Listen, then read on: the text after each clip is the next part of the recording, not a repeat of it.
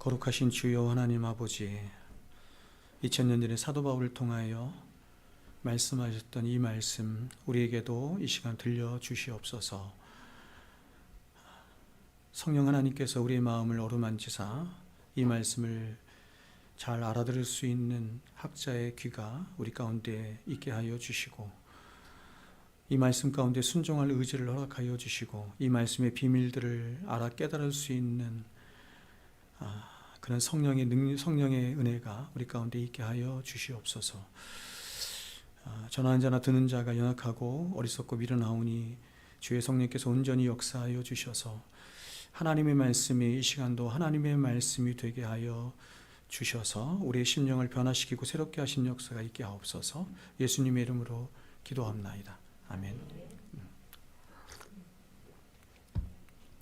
자, 제가 산상수훈 강의를 하고 있는데 7장 말씀 전하고 있는데, 오늘은 산상수훈을 잠깐 내려놓고 에베소서 말씀으로 은혜의 영광을 찬송하십시오 라는 제목으로 말씀을 전하도록 하겠습니다. 자, 여러분, 우리가 이 땅을 성도로 살아가면서, 그리고 또 특별히 하나님이 주신 성경을 우리가 묵상하고 또 연구해 가면서 반드시 알아야 하는 몇 가지 중요한 주제들이 있습니다. 그 주제들이 뭐냐면, 첫 번째는 뭐냐면 그것은 이것입니다. 왜 하나님은 천지 만물을 창조하셨는가 하는 것입니다. 왜 하나님은 우주를 창조하셨는가 하는 것이고, 두 번째는 뭐냐면 왜 하나님은 인간을, 그리고 특별히 나라고 하는 사람을 창조하시고 이 땅에 내셨는가 하는 것입니다. 그러니까 첫 번째와 두 번째 질문은 창조에 관한 질문이죠. 하나님은 우주를 창조하신 목적이 뭐고, 두 번째는 인간을, 특별히 나를 창조하셔서 이 세상을 살게 하신 목적이 무엇인가. 세 번째는 뭐냐면 왜 하나님은 교회와 인간을 구원하셨는가 하는 것입니다. 그러니까 세 번째 질문은 구원에 관한 질문이죠. 마지막 네 번째는 뭐냐면 하나님이 이 땅에 교회를 세우신 목적이 무엇인가. 이것을 좀 더 주관적으로 말하면 이런 것이죠. 왜 하나님은 교회된 나를 이 세상에 두어서 이 세상에서 살게 하시는가. 어떤 교회의 정체성 혹은 성도의 정체성에 관한 질문이다, 이렇게 말씀을 드릴 수 있습니다. 여러분, 우리가 이러한 주제들에 관해서 끊임없이 관심을 가져야 하는 이유가 있습니다. 그것은 이러한 주제들에 관한 바른 지식이 있지 않고는 우리는 절대로 성경이 말씀하는 성도의 삶, 더 본질적으로는 사람다운 삶을 살 수가 없기 때문에 그렇습니다. 여러분, 한번 생각해 보십시오. 인생의 목적을 우리가 알지 못한 채, 혹은 인생의 정체성을 우리가 상실한 채 살아간 사람에게 과연 인생의 의미를 부여하는 것이 여러분 어떤 의미가 있겠습니까? 그렇죠? 인생의 정체성이 먼저이고 그 정체성이 확립이 된 이후에 그 다음에 의미가 부여되는 것이죠. 참이 어떤 것이, 참과 거짓, 옳고 그름, 이런 것이 이 존재론이 확립이 된 상태에서, 나라고 하는 존재 자체가 확립이 된 상태에서 그 다음이 의미가 부여되는 것이거든요. 따라서 이러한 주제들에 대한 바른 깨달음과 믿음이 있을 때 우리는 하나님이 창조하신 사람으로서 혹은 하나님이 구원하신 성도로서의 바른 삶을 살 수 있는 것입니다. 그래서 어떤 신학자는 이렇게 말했습니다. 인간에게 있어서 가장 큰 비극이 있다고 한다면 그것은 죽음이 아니라 바로 자신의 정체성을 상실한 채 목적 없이 살아가는 인생이다, 이렇게 말을 했습니다. 자, 그렇다면 다시 질문하죠. 이 우주의 존재의 목적은 무엇일까요? 그리고 저와 여러분의 인생과 삶의 존재의 목적은 또 어디에 있으며, 또한 하나님이 세우신 교회의 존재의 목적은 어디에 있을까요? 이 모든 것을 단 한마디로 말한다면 그 말씀이 바로 오늘 본문에 나옵니다. 오늘 본문의 이 결론적인 말씀인데 이렇게 말하죠. 하나님의 은혜의 영광을 찬송하게 하려 함에 있다, 이렇게 말합니다. 하나님이 우주를 창조하신 목적도, 천지 만물을 창조하시고 인생을 창조하시고 또 인생을 두시고 우리를 구원하신, 또 이 땅에 교회를 세우신 모든 목적이 한 가지로 수렴되는데, 그것은 뭐냐면 하나님의 은혜의 영광을 찬송하게 하려 함에 있다. 성경은 이렇게 말씀합니다. 온 우주에 충만하게 있는 해와 달과 수많은 별들과 땅과 거기에 충만한 모든 피조물들, 그리고 특별히 하나님의 형상으로 피조된 저와 여러분들과 그리고 이 땅에 존재하는 모든 교회들의 유일한 한 가지 존재 목적, 그것은 바로 하나님의 은혜의 영광을 찬송하려 함에 있다. 성경은 이렇게 말합니다. 그래서 17세기 청교도 시대의 절정에 경건한 청교도들이 만들어낸 바로 오늘날 우리 신앙의 근간을 이루고 있는 대소유의 문답의 첫 번째 문항에서 우리 신앙의 선배들은 우리 인생의 목적을 이렇게 말한 것이죠. 하나님을 영화롭게 하고, 사람의 제일 된 목적은 하나님을 영화롭게 하고 영원토록 그분을 즐거워하는 것에 있다. 이렇게 말한 것입니다. 그러면 여러분, 여기서 우리는 질문을 갖게 됩니다. 그렇다면 하나님의 영광이란 무엇인가 하는 것입니다. 하나님을 영화롭게 하는 것이 우리의 존재 목적이라고 한다면 과연 하나님의 영광이란 무엇인가 하는 것입니다. 자, 여러분, 우리가 하나님의 영광이라고 할 때 이 영광의 가장 본질적인, 가장 근본적인 의미는 이것입니다. 하나님 자신 혹은 하나님의 하나님 되심, 이렇게 말할 수 있습니다. 이것을 좀 약간 교리적으로 여러분에게 풀어 말한다면 이것을 본체적인 하나님의 영광, 이렇게 말해요. 하나님 자신이 영광이라, 이런 뜻입니다. 그러니까 영광이라고 하는 말 자체가 오직 하나님께만 속한 말로 이 세상의 모든 영광은 다 하나님께 속한 영광이고, 물론 여러분 모든 피조물들에게도 영광이 있죠. 사람에게 영광이 있고, 고린도전서 15장에서 말하는 것처럼 사람에게 영광이 있고, 나무에게도 영광이 있고, 짐승에게도 영광이 있고, 별에게도, 달에게도 다 영광이 있죠. 그러나 그 모든 영광은 다 빌려온 영광이죠. 모든 영광은 다 하나님의 영광으로, 피조물에 있는 영광은 다 하나님께 빌려온 영광입니다. 그래서 이런 하나님의 본체적인 영광이, 모든 영광은 하나님의 것인데 이런 하나님의 본체적인 영광이 바깥으로 나타나고 드러내는 것을 발산적 영광이라고 하는 것입니다. 영광이 드러냈다, 발산되었다, 이렇게 말하는 것이죠. 그리고 그렇게 밖으로 드러난 하나님의 영광에 피조물들이 반응하죠. 피조물들이 반응하고 인정하고 기뻐하며 더 나아가서 감사하고 찬양하는 모든 것을 이렇게 말합니다. 고백적 영광 혹은 하나님께 영광, 솔리데오 글로리아, 이렇게 말합니다. 그래서 하나님의 본체적 영광이 발산적 영광이 되고 고백적 영광이 돼서 모든 피조 세계를 휘감아 돌아서 다시 하나님께 돌아가는 것을 영광의 순환이라고 합니다.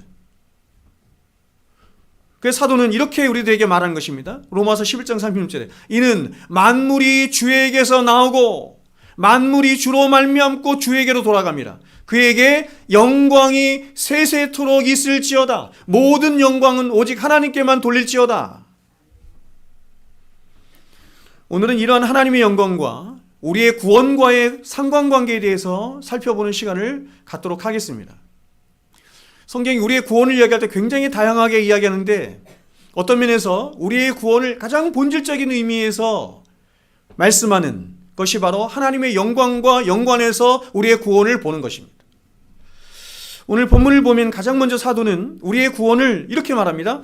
하나님이 베풀어 주신 은혜와 사랑 안에 있게 된 것이다, 이렇게 말합니다. 이것이 보통 성도들이 알고 있는 구원의 의미입니다.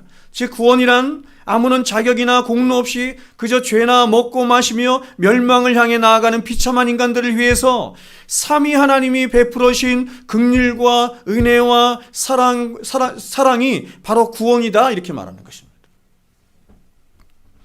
그래서 이렇게 베풀어 주신 삼위 하나님의 구원의 은혜로 말미암아서 성도된 저와 여러분은 이미 창세 전부터 예비된 모든 하늘의 신령한 복을 받은 자가 되었습니다.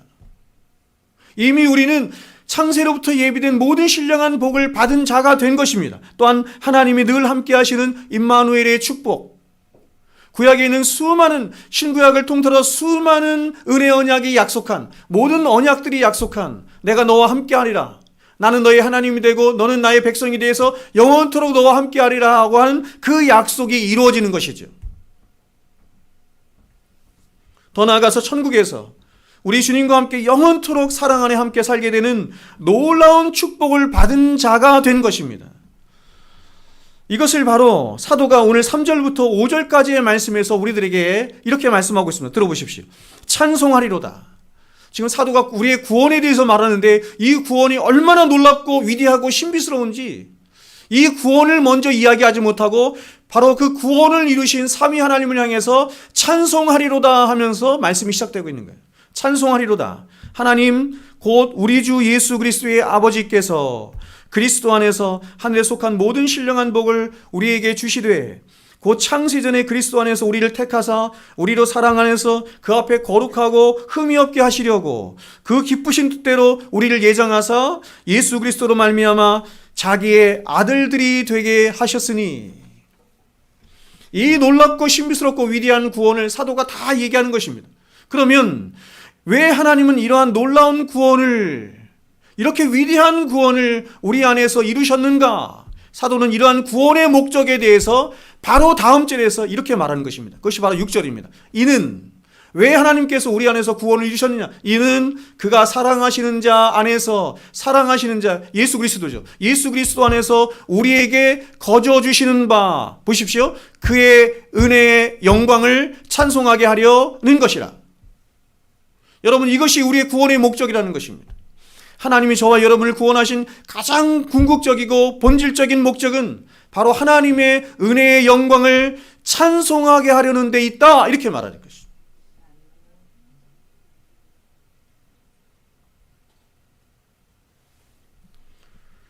저는 여러분, 오늘날 교회들이 구원에 대해서 굉장히 많이 말을 하지만 이 구원이 가진 목적에 대해서 바르게 잘 말을 못하고 있다고 생각해요.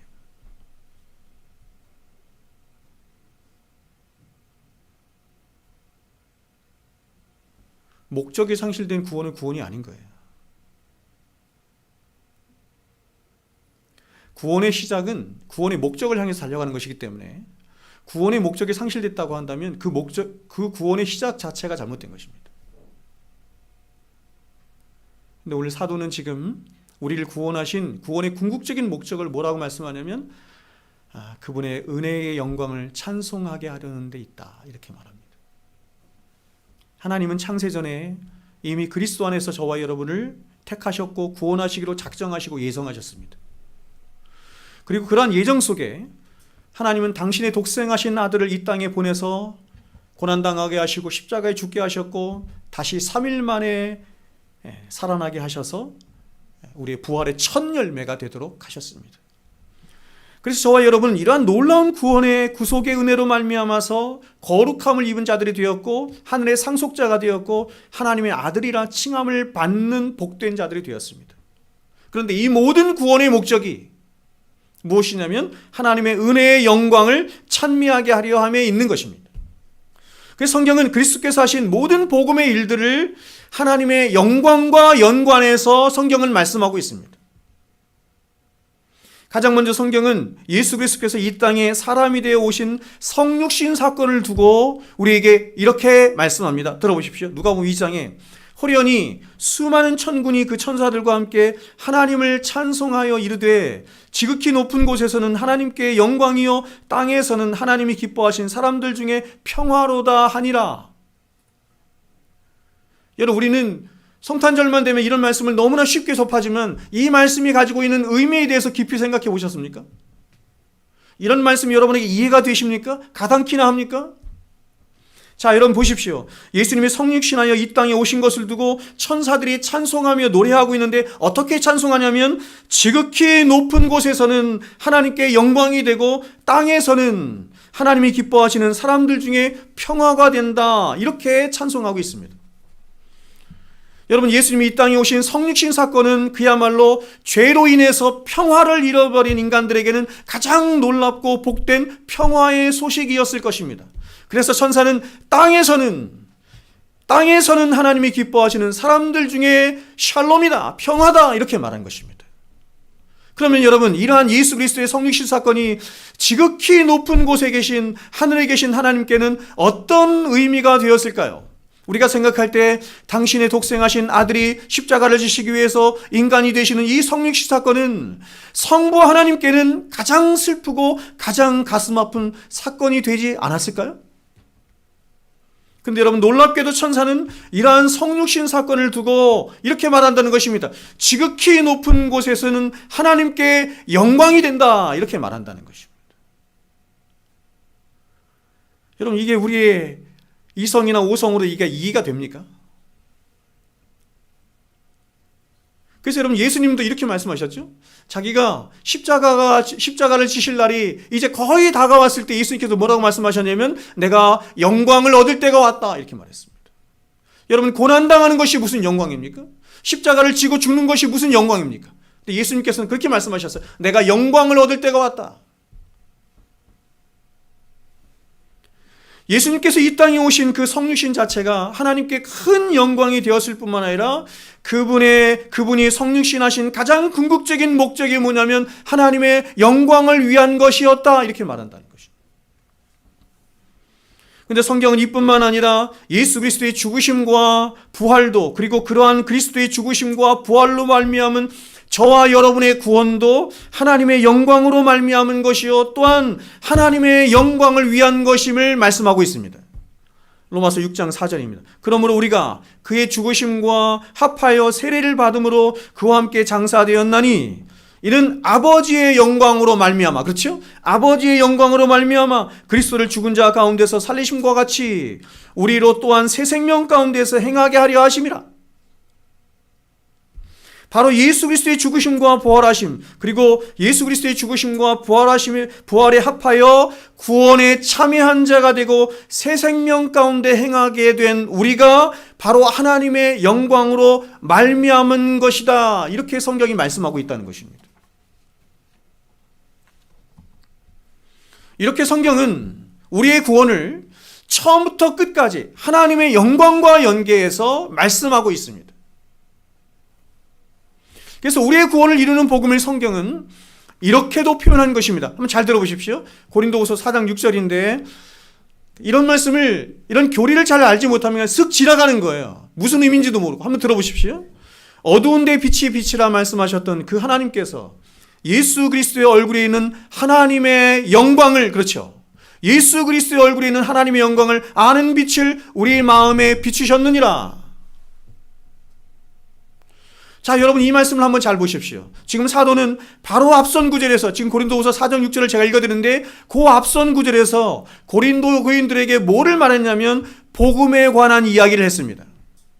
근데 그 복음의 내용은 다른 것이 아니라 뭐냐면 바로 예수 그리스도에 관한 이야기였습니다.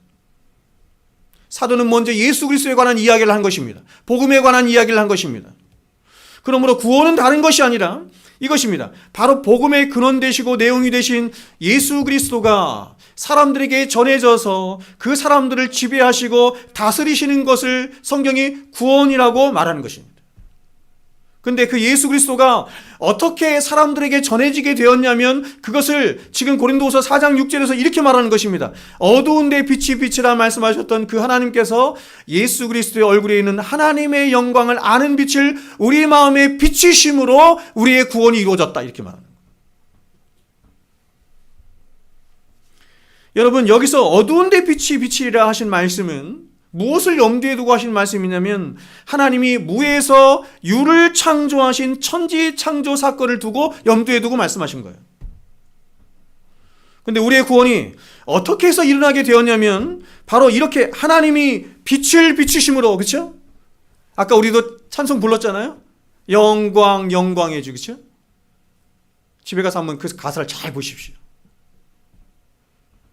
바로 이렇게 빛을 비추심으로 천지 창조를 하신 것처럼 또한 예수 그리스도의 얼굴에 있는 하나님의 영광을 아는 빛을 우리 마음 가운데 비추심으로 우리 안에서 창조가 일어났다는 것입니다. 근데 이 창조는 처음 창조와 달리 어떤 창조예요? 새 창조예요.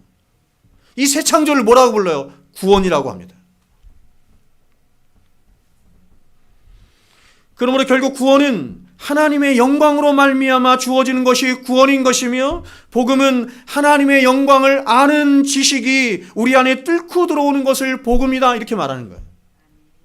그런데 하나님은 그 하나님의 영광을 아는 지식의 빛을 오직 예수 그리스도를 통해 우리 안에 뚫고 들어오도록 그렇게 하나님께서 하신 것입니다. 여러분, 제가 처음에 하나님의 영광이란 하나님의 하나님 되심 혹은 하나님 자신이라고 말씀을 드렸죠. 이것을 풀어서 말씀을 드리면 이렇게 말할 수 있습니다. 하나님의 영광이란 하나님의 거룩하심, 하나님의 성실하심, 하나님의 인자하심, 하나님의 사랑하심, 하나님의 공의로우심, 하나님의 하나님 되심이에요. 하나님 그분 자신이세요. 그것이 바로 하나님의 영광이에요. 그리고 구원은 이러한 하나님의 하나님 되심의 발현 가운데 최고로 발현되어 나타나는 것이 구원인 것입니다. 아까 제가 말씀드렸죠? 하나님은 영광이세요. 하나님 자신이 영광이세요.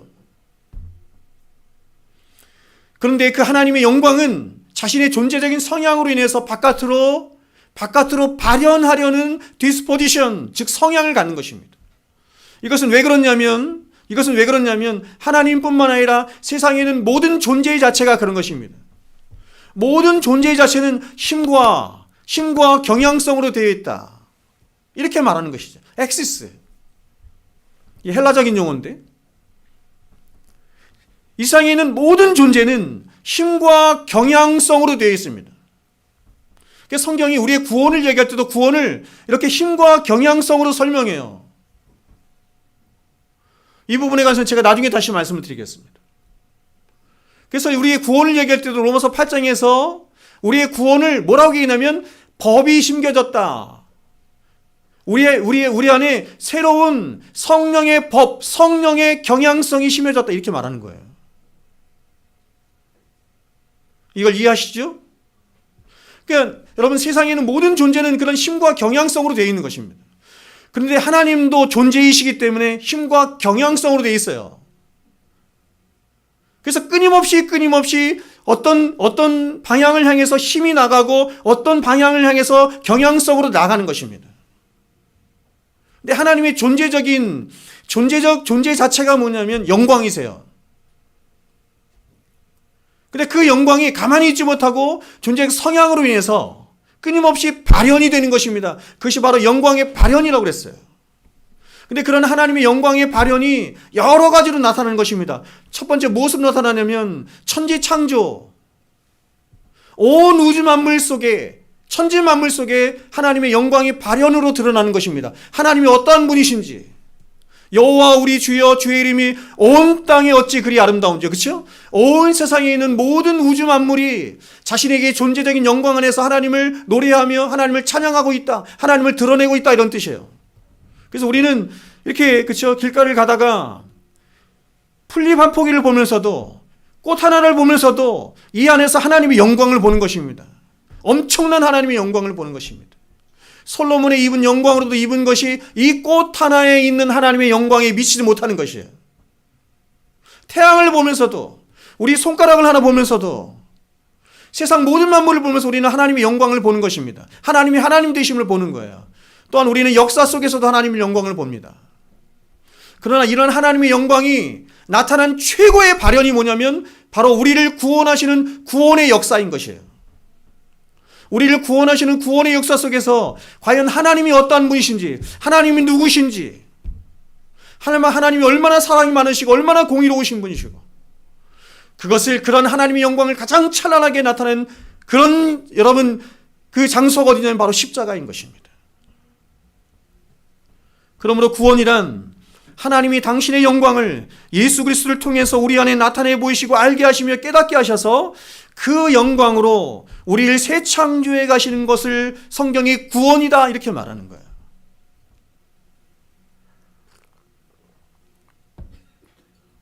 쉽게 말해서 저와 여러분이 하나님의 영광을, 예수 그리스도를 통해서 나타나는 하나님의 영광을 보게 되고 깨닫게 되고 알게 되고 누리게 되는 것을 성경이 구원이라고 말하는 것이에요.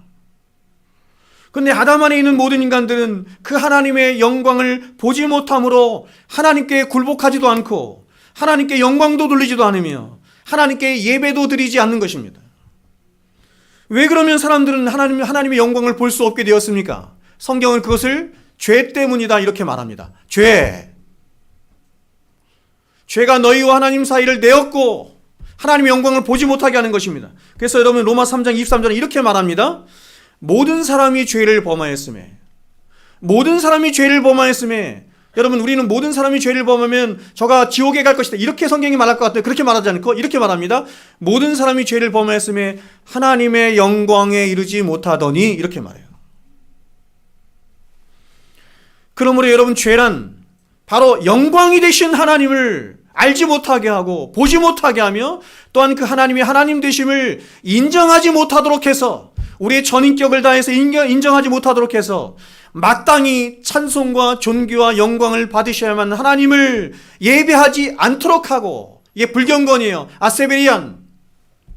또 하나님께 순종하지 않게 하며 하나님을 사랑하지도 않게 할 뿐만 아니라 더 나아가서 그 하나님을 향한 적의의 마음을 가져서 하나님을 떠나게 하고 하나님을 미워하게 하고 적극적으로 하나님을 대적하도록 하는 것, 그것이 바로 죄입니다. 그러므로 죄인된 인간은 자신 안에 있는 이 죄로 말미암아 하나님의 영광을 알지도 보지도 깨닫지도 못함으로 인해서 하나님의 영광에 이를 수도 없고 하나님께 영광도 돌릴 수 없으며 그래서 결국 구원에 이를 수도 없는 것입니다. 그리고 고작 죄인들이 하는 짓이 뭐냐면 썩어지지 아니할 하나님의 그 영광을 썩어질 사람과 금수와 버러지 형상으로 바꾸는 것입니다. 로마서 1장에 정확하게 나오죠. 이렇게 말합니다. 로마서 1장 21절에서 23절에 하나님을 알되 하나님을 영화롭게도 아니하며, 우리는 생각하죠. 하나님을 아는데 어떻게 하나님을 영화롭게 하지 않아? 제가 여러분에게 언젠가 말씀을 드린 것처럼 이 세상에 무신론은 없어요. 하나님이 우리 안에 자연법이라고 하는 걸 두셔서 모든 인간으로 하여금 하나님을 알 수 있도록 하셨습니다. 성경은 세상에 있는 사람들이 하나님을 알 만한 것이 그들 안에 없기 때문에 하나님을 거부하는 것이 아니라 하나님을 알 만한 것이 충분히 있어서 하나님을 알 수 있는데 왜 거부하냐면 그들 안에 불의와 불경건이 있기 때문에 그것이 하나님을 끌어내려서 그렇게 됐다 이렇게 말하는 거예요. 악함 때문에. 그래서 성경이 이렇게 말하는 거예요. 하나님을 알되, 모든 인간은 하나님이 주신 자연법으로 말미암아 하나님을 알 수 있어요. 그런데도 하나님을 영화롭게 하지 않습니다. 감사하지도 않습니다. 오히려 생각이 허망해지며 미련한 마음이 어두워져서 이렇게 말하죠. 스스로 지혜 있다 하나 어리석게 되어 이렇게 말하죠. 썩어지지 아니하는 하나님의 영광을 썩어질 사람과 새와 짐승과 기어다니는 동물 모양의 우상으로 바꾸었느니라.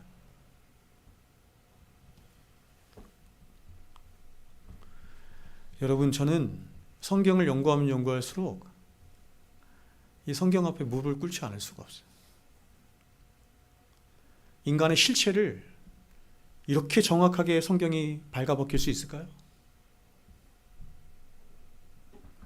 그러므로 여러분, 죄의 진수는 바로 하나님과의 단절을 일으켜서 마땅히 하나님께 돌려야 할 하나님의 영광을 하나님께 돌리지 못하도록 하는 것이 바로 죄의 진수인 것이고, 반대로 구원이란 죄인된 인간이 하나님의 영광을 깨닫게 되고 보게 되며 알게 돼서 그 하나님의 영광을 그 마음 중심 깊은 곳으로부터, 인격 중심 깊은 곳으로부터 인정하고 기뻐할 뿐만 아니라 그 하나님의 영광을 자랑하고 목말라하며 그 하나님의 영광 안에 살도록 하는 것이 바로 성경이 말하는 구원인 것입니다. 구원의 목적인 것이. 다시 말해서 성경이 말하는 구원이란 바로 하나님의 하나님 되심, 즉 하나님은 온 우주 만물 가운데 가장 크고 위대한 분이시자 가장 착하시고 사랑이 많으신 분이시자 또한 가장 의로우시고 은혜가 충만하신 분이라는 사실을 바로 하나님의 영광이 우리의 전인격 안에 뚫고 들어오는 거예요. 뚫고 들어와서 그것을 보게 하고 느끼게 하고 깨닫게 하고 알게 하는 거거든요. 그래서 그 하나님의 영광을 가장 크게 기뻐하고 즐거워하도록 하며 그런 하나님의 영광에 대한 가장 큰 목마름으로 하나님의 영광을 위하여 살고 싶은 마음을 갖도록 하는, 그것이 바로 구원이고 구원의 목적인 것입니다.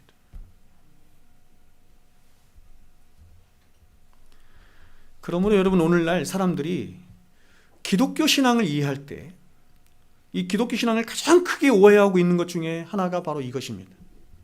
즉, 사람들이 구원을 이해할 때 구원을 이렇게 하나님의 영광이라고 하는 관점에서 이해하지 못하고, 다시 말해서 구원을 하나님의 영광을 알고 깨닫고 즐거워하고 그 영광 아래로 초대받는 것이라고 생각하지 못하고, 오히려 구원을 자꾸 자기중심적인 구원으로 끌고 오는 거예요.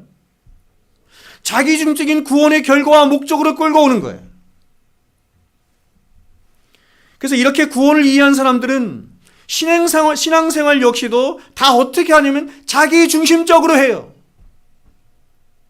교회도 다닙니다. 예배도 드립니다. 기도도 합니다. 말씀도 듣습니다. 헌금도 합니다. 다 해요. 종교생활 다 해요. 근데 그 모든 중심에 누가 있냐면 내가 있는 거예요. 신앙생활의 목표를 행복한 나에 두고 행복한 가정에 두며 행복한 교회 만들기에 두는 것입니다. 그래서 여러분, 교회에 이렇게 보면 프랭카드 그런 거 많이 두죠? 교회의 존재 목적은 거기에 있지 않습니다, 여러분. 이러한 것들이 마치 신앙이 존재하는 목적인 양, 이러한 것들이 마치 교회가 존재하는 목적인 양, 이것이 마치 예수님께서 이 땅에 오셔서 피 흘리시고 죽으신 목적인 양, 그렇게 변질된 것입니다. 여러분, 우리가 소요리 문답 제1번에서도 보았던 것처럼 우리 인생의 제일 된 목적도, 그리고 하나님 우리를 구원하신 구원의 목적도 바로 하나님의 영광 안에 거하며 그 영광 안에 즐거워하도록 하는 것에 있는 것이며, 그래서 그 영광 안에서 그분을 가장 기뻐하고 즐거워하도록 하기 위함에 있는 것입니다. 그러므로 우리가 알아야 하는 것은, 죄라고 하는 것은 어떤 구체적인 죄의 세목들을 말하기 이전에, 죄라고 하는 것은 하나님을 영화롭게 하지 못하도록 하고 하나님을 가장 크게 기뻐하지 못하도록 하며 하나님을 가장 사랑하지 못하도록 하는 모든 것이 죄의 본질이고 죄의 진수인 거예요. 우리의 창조 목적도, 우리의 구원의 목적도 그런 것처럼 사람이란 하나님의 영광 안에서 하나님을 즐거워하고 하나님을 사랑하며 하나님을 의지하며 살아갈 때 가장 가치롭고 가장 영광스럽고 가장 행복할 수 있는 것인데, 죄는 그것을 깨뜨리는 것입니다. 하나님은 이런 하나님 자신의 영광, 즉 하나님의 하나님 되심을 아까 말씀드린 것처럼 가장 먼저 이 세상 우주 만물과 인간의 모든 역사 속에서 나타내셨습니다. 그래서 시편 19편 1절이 이렇게 말씀하죠. 하늘이 하나님의 영광을 선포하고, 샤마임, 여러분, 펼쳐져 있는 저 푸른 하늘이 존재하는 가장 첫 번째 이유가 뭔지 아세요? 하나님의 영광을 선포하는 것입니다. Made in God. 궁창이 그 손으로 하신 일을 나타내는도다. 온 우주에 있는 모든 피조물 안에 하나님의 신성과 그 능력이 충만히 배어 나타날 뿐만 아니라 그 존재적 울림으로 하나님의 영광이 온 우주 만물에 드러나고 찬양하게 하며 선포되도록 하나님께서 그렇게 하신 거예요.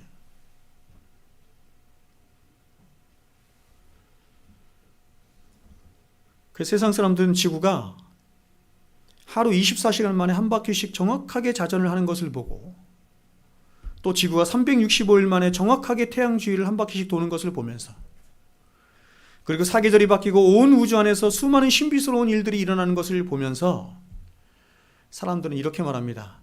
그저 우연이야. 혹은 어떤 과학적인 눈으로 보면서 과학적인 이론으로 그렇게 말하려고 하지만, 그러나 예수 그리스도의 십자가의 은혜로 눈이 떠져서 하나님의 영광을 보고 하나님의 영광 안에 있게 된 하나님의 백성들은 이러한 대자연의 시계 속에서 그런 신비스러운 자연의 법칙들을 만들어내시고 붙들고 계시며 운행하고 계신 하나님을 보는 것입니다. 하나님을 보고 그분의 위대한 영광을 보며, 그래서 그분을 가장 크게 기뻐하고 즐거워할 뿐만 아니라 가장 높이 그분을 찬양을 할 수밖에 없게 되는 것이죠.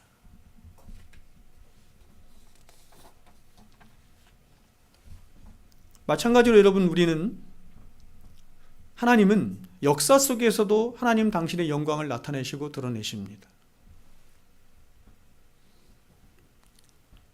그리고 이 역사의 중심에 바로 예수 그리스도를 있게 하셨습니다. 그래서 역사를 나눌 때 AD, BC, 그렇죠? 이렇게 나누죠. BC라고 하는 것은 Before Christ, 그분이 오시기 전입니다. AD라고 하는 것은 라틴어인데 Anno Domini, 그분의 해, 이런 뜻입니다. 역사의 중심에 그분이 계시는 것입니다. 영어로 history라고 하는 말도 His story, 그분의 이야기입니다. 사람들은 역사를 말하면서 그 역사의 중심에 사람이 있는 것처럼 말을 하지만 그 모든 역사의 시작과 과정과 끝, 거기에는 하나님이 계십니다. 그분의 이야기예요. 태초에 하면서 하나님이 베레시트, 태초에 in the beginning 하면서 하나님께서 시간과 물질과 공간으로 점철된 세상을 창조하셨습니다. 그래서 그런 세상, 물질과 시간과 공간으로 점철된 세상 속에서 하나님이 행하신 어떤 일을 성경은 역사라고 하는 것입니다. 그래서 하나님은 그 역사 속에서 당신의 영광을 드러내시는 것입니다. 당신이 누구이신지, 어떤 분이신지 나타내시고 드러내시는 것입니다. 사람들은 눈이 가리워져서 역사 속에서 자꾸 사람을 높이려 하고 사람이 역사의 중심인 것처럼 말하지만, 그러나 여러분, 그렇지 않습니다. 수많은 인간적인 도모가 있지만 시편 2편에서는 하나님께서 이렇게 말합니다. 끊임없이 인간들의 도모가 있고 하나님을 대적하는 일이 있지만 주께서 저들을 비웃으시리로다, 이렇게 말씀합니다. 모든 역사는 하나님의 역사인 것입니다.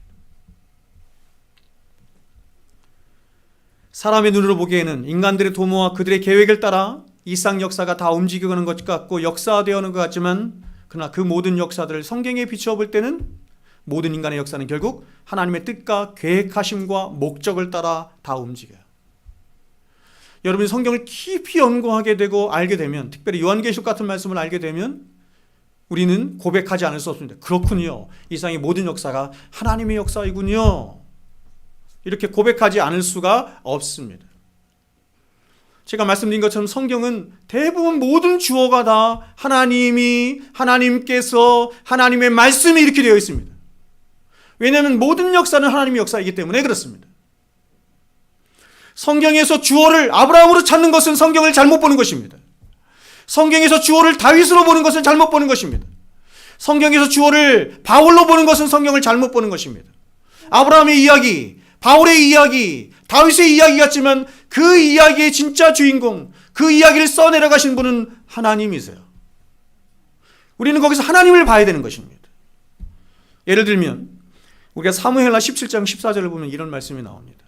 압살롬과 온 이스라엘 사람들이 이르되 아렉 사람 후세의 계략은 아히도벨의 계략보다 낫다 하니 이는 여호와께서 압살롬에게 화를 내리려 하사 아히도벨의 좋은 계략을 물리치라고 명령하셨음이었더라. 우리가 아는 것처럼 아히도벨은 다윗의 가장 충성스러운 신복이었습니다. 그런데 압살롬이 반역을 일으켰을 때 이 아히도벨이 함께 반역을 일으켜서 다윗을 배반하여 압살롬에게로 가버립니다. 다윗은 정말 기가 막힌 일을 당한 것입니다. 그런데 하나님은 이 일에 대하여 압살롬을 패하기로 하나님께서 작정하십니다. 그래서 어떤 일이 일어나냐면 아히도벨이 최고의 모략가로서 다윗을 죽일 최고의 모략을 내놓는데, 그래서 이 모략이 시행만 되면 이제 곧 궁지에 몰린 다윗은 죽임을 당하게 될 것인데, 근데 이 모략이 어찌된 일인지 받아들여지지 않아요. 압살롬과 그의 백성들에게 받아들여지지 않습니다. 바로 압살롬과 백성들이 이러한 아히도벨의 모략을 좋게 여기지 않고 오히려 다윗을 살리기 위해서 첩자로 들어온 자가 있는데 그 자가 바로 후세입니다. 근데 그 후세의 모략을 받아들여요. 정말 어리석죠?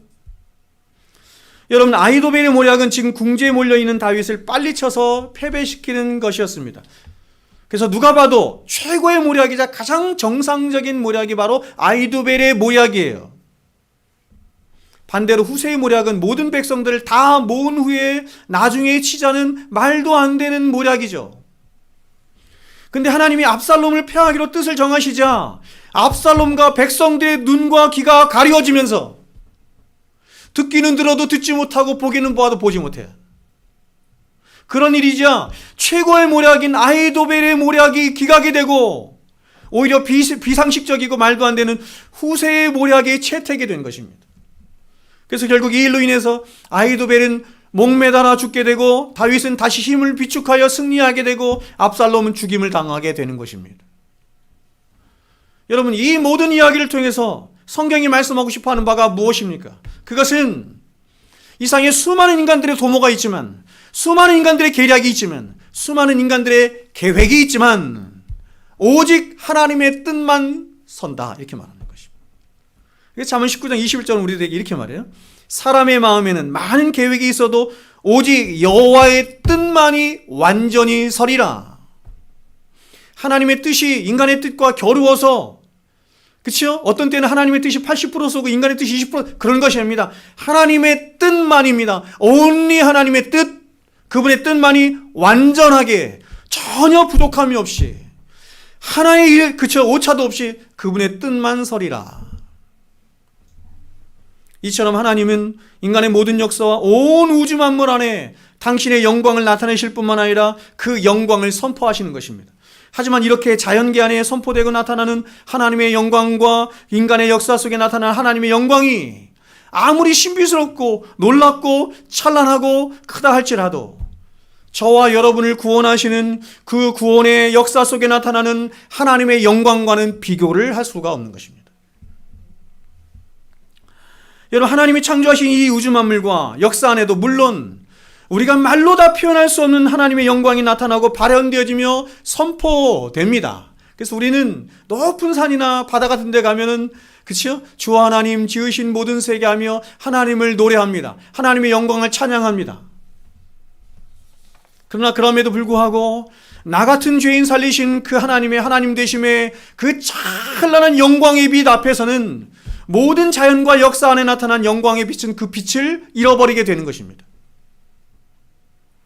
즉 하나님은 가장 어둡고 비참한 인간의 죄된 십자가 위에 당신의 영광의 빛 그 자체로 오신 예수 그리스도를 십자가에 못 박아 죽게 하심으로 그 십자가 위에서 하나님 당신이 과연 얼마나 공의로운 분이시고 얼마나 긍휼에 풍성하신 분이시며 얼마나 사랑으로 충만한 분이신지 당신의 그 영광스러운 빛을 십자가 위에서 찬란하게 드러내신 것입니다.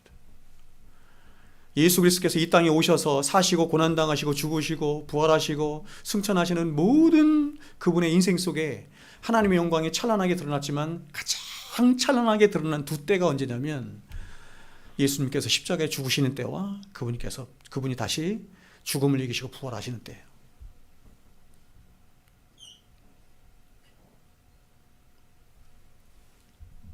그래서 우리는 십자가에서 첫 번째로 뭘 보는 거냐면 우리가 어떤 존재인지를 보는 것입니다. 도대체 나의 죄가 무엇이길래 저렇게 어마무시한 당신의 독생하신 아들까지도 죽이면서까지 진노하실 수밖에 없는 하나님의 진노가 내릴 수밖에 없나 하는 그 죄의 크기를 보는 것이고, 그런 죄를 덮으시고 가리셔서 우리를 구원하시는 하나님의 은혜와 사랑이 얼마나 큰 건지를 또한 보는 것이에요.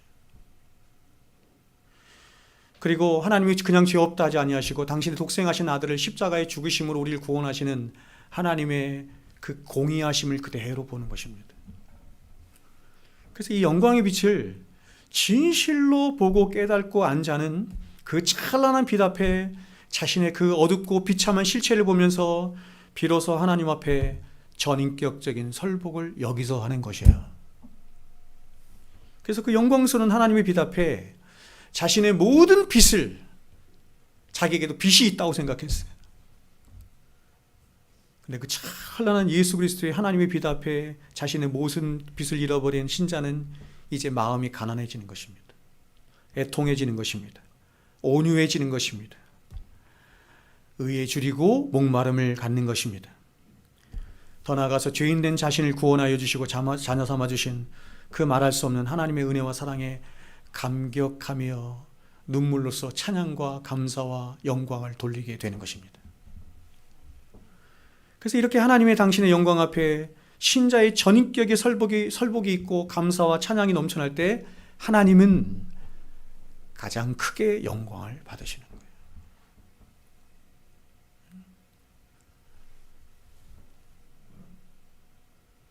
연예인들이 나와서 오직 하나님께 영광을 돌립니다. 이렇다고 해서 하나님 영광 받으시는 게 아니고, 골 넣고 무릎 꿇고 기도하면서 이런다고 하나님 영광 받으시는 것이 아니고, 하나님의 하나님 되심이 우리의 전인격을 뚫고 들어오는 것이에요. 경험해 보셨나요? 하나님의 하나님 되심이, 하나님의 영광이 우리의 인격을 다 뚫고 들어오는 거예요. 그래서 우리의 인격이 그 하나님을 고백하는 거예요. 하나님 정말 그렇습니다. 하나님은 하나님이십니다. 하나님은 가장 착하신 분입니다. 가장 은혜로우신 분입니다. 가장 아름다우신 분입니다. 가장 위대하신 분입니다. 내가 섬기고 사랑해야 할 유일하신 하나님이십니다. 고백하는 거예요. 고백하려면 어떻게 되냐면 하나님의 영광이 뚫고 들어와야 되는 거예요. 근데 하나님은 그 영광이 우리 안에 어떻게 뚫고 들어오게 하시냐면 예수 그리스도를 통해서 뚫고 들어오게 하신다, 이렇게 말씀하는 것입니다.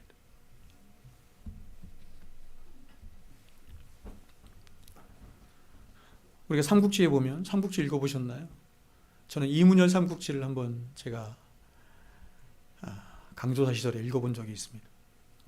삼국지에 보면 제갈공명이 북쪽의 위나라와 동쪽의 오나라와 싸우고자 하는데 남쪽의 남만이 자꾸 노략질을 합니다. 이 남쪽의 남만은 아주 작은 나라인데 자꾸 노략질을 합니다.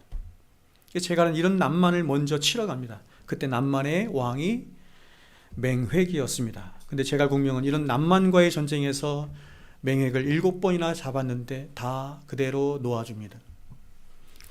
왜 그렇습니까? 제갈공명은 맹획을 잡아다가 죽이는 것이 진짜 남만으로부터 진짜 항복을 받아낸 것이 아니라고 생각을 했기 때문에 그렇습니다.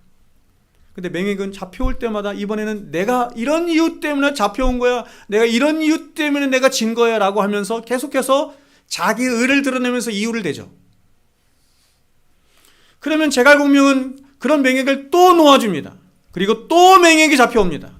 근데 이렇게 6번을 잡혀오던 맹획이 이제 7번째가 되어서는 제갈공명에게 완전히 항복을 하고 결국 총나라로 귀순하여 평생을 총나라를 위해서 충성을 다합니다.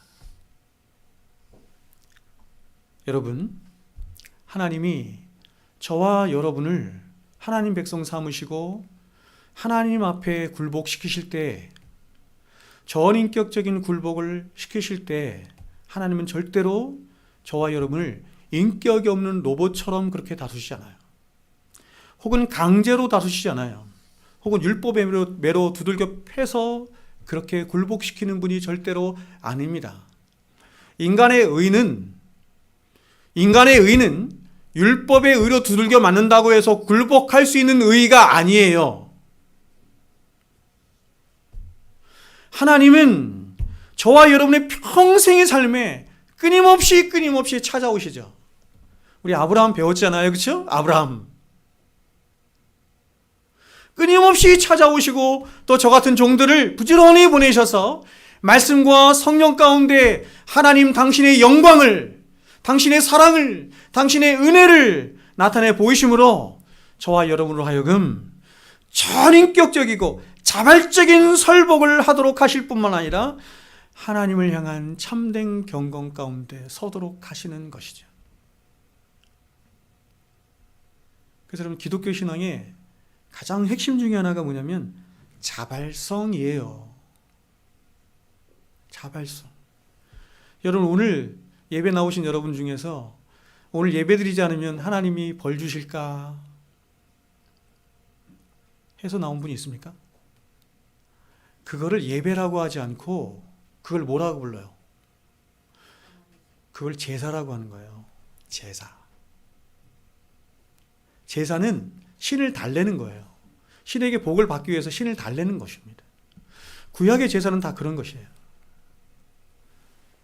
예수님께서 이 땅에 오셔서 한 영원한 제사를 드려서 우리에게 더 이상 제사는 없어요. 그 영원한 제사로 말미암아서 우리는 이제 창세로부터 예비된 모든 복을 다 받게 된 것입니다. 하나님의 자녀가 된 것입니다. 이 위대한 복을 받은, 이 어마무시한 복을 받은 우리가 이제 하나님께 감사해서 하나님께 찬양과 감사와 영광을 돌리는 자리가 뭐예요? 그게 예배인 거예요. 그러므로 억지로 하는 것은 가장 슬픈 일인 거예요.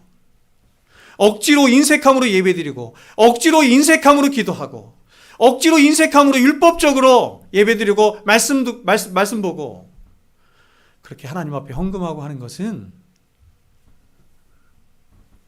가장 비참한 신앙인 거예요. 그건 기독교 신앙이 말하는 것이 아닙니다. 그러므로 여러분, 결국 신앙이란 뭐냐면 다른 것이 아니라 하나님이 누구이신가를 아는 싸움이다, 이렇게 말할 수 있습니다. 즉 하나님의 영광을 진정으로 알고 보고 깨달은 그 참된 지식이 저와 여러분으로 하여금 그분 앞에 참된 인격적인 설복을 하도록 할 뿐만 아니라 하나님 앞에서 참된 경건을 이루도록 하고, 또 얼마든지 기쁘고 즐거운 마음으로 자발성을 가지고 자신의 십자가를 지고 예수 그리스도 그분을 쫓고 그분의 영광을 위하여 살도록 하는 마음을 갖는 것이에요. 그렇지 않습니까, 여러분? 저 오지에서 이름도 없이 빛도 없이 죽어가는 수많은 선교사님들 한번 보십시오. 정말 이름도 없이 빛도 없이 한 번도 만나보지 못하고 얼굴이 누군지도 모르는 사람들, 그 사람들 위해 자신의 인생을 다 바치잖아요. 왜 그렇게 했습니까? 그렇게 하자면 하나님이 천벌을 내리실까 봐 그렇게 했습니까? 아니죠. 하나님의 사랑과 은혜가 그를 그쪽으로 떠밀어 가는 거예요. 떠밀어 가는 것입니다. 오늘 말씀의 결론을 맺도록 하겠습니다. 여러분, 오늘 말씀을 다시 한번 상기하시면서 여러분, 구원이 어떤 것인지를 잘 아셔야 돼요. 오늘날 구원론이 굉장히 많이 왜곡되어 있고 잘못되어 있는데, 특별히 이런 구원의 어떤 목적, 이런 것이 굉장히 많이 상실된 채 구원을 마치 어떤 티켓을 받는 것처럼 이렇게 많이 오해하고 있는 이때, 구원은 그런 것이 아니라는 것을, 구원은 하나님 그분을 정말 그분 자신을 가장 영화롭게 하는 것일 뿐만 아니라 우리를 가장 영화롭게 하는 것이 구원이라고 하는 것을 알아야 합니다. 그래서 여러분, 인간이 이 지상에서 가질 수 있는 최고의 복이자 영광이 뭐냐면 하나님의 영광을 보는 것입니다. 하나님의 영광을 보는 것입니다. 이 세상 그 어떤 복도, 그리고 그 어떤 영광도 하나님을 보는 복과 영광을 앞설 수는 없습니다. 그래서 마음이 청결한 자는 하나님을 볼 것이며, 이렇게 말하죠. 이게 복이잖아요. 팔복의 6번째 복. 마음이 청결한 자는 하나님을 볼 것이며 라고 한 팔복의 6번째 복을 우리 믿음의 선진들은 복 중에서도 최고의 복이다 라고 해서 지고지선의 복이다, 이렇게 말을 했어요. 그래서 성경과 역사에 나타난 모든 믿음의 선진들은 모두가 다 한결같이 그들이 어떤 고난에 처해 있든지, 어떤 형편과 어떤 처지에 있든지, 그리고 혹시 그들이 죄 가운데 있다 할지라도 그들의 한결같은 소망이자 목마름은 뭐였냐면 바로 여호와 하나님의 얼굴을 구하며 그 하나님의 영광을 보는 것에 있었던 것입니다. 그렇습니까, 여러분? 그렇습니까? 그래서 하나님도 모세에게 백성들, 이스라엘 백성들 축복하라 하실 때 이렇게 축복하도록 하신 거예요. 들어보세요. 민수기 6장이죠. 여호와는 내게 복을 주시고 너를 지키시기를 원하며, 우리에게 복을 주시기를 원하시는 분이 하나님이세요. 근데 하나님이 어떻게 하시는지 보십시오. 여호와는 그의 얼굴을 내게 비추사 은혜 베푸시기를 원하며, 여호와는 그 얼굴을 내게로 향하여 드사 평강 주시기를 원하노라 할지니라 하라. 하나님이 우리에게 복을 주시는데 어떻게 복을 주시길 원하는 거예요? 하나님의 얼굴을 비추사 그 얼굴을 봄으로 하나님의 영광을 봄으로, 그 얼굴을 봄으로 복이 우리에게 임하도록 하신다는 것입니다.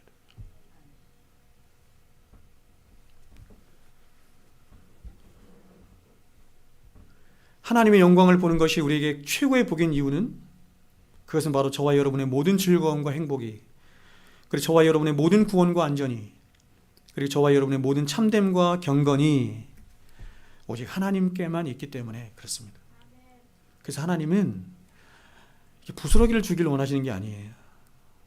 하나님께로부터 이렇게 삐져나온 것들, 하나님께서 튀어나온 것들, 그런 걸 주기를 원하시는 것이 아니라 하나님은 내가 복이다. 내가 너의 아까 뭐라고 그랬죠? 상급이다. 당신 자신을 주길 원하시는 거예요.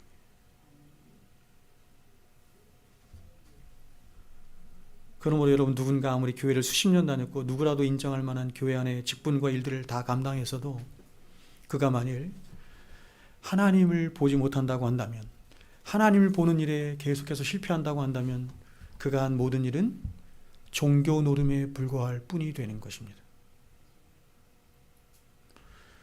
제가 아까 말씀드린 것처럼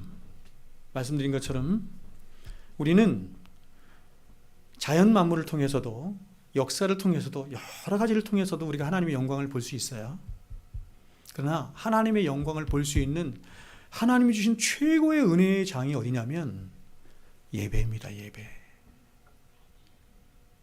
왜냐하면 예배는 하나님의 특별 계시가 선포되는 장이기 때문에 그렇습니다.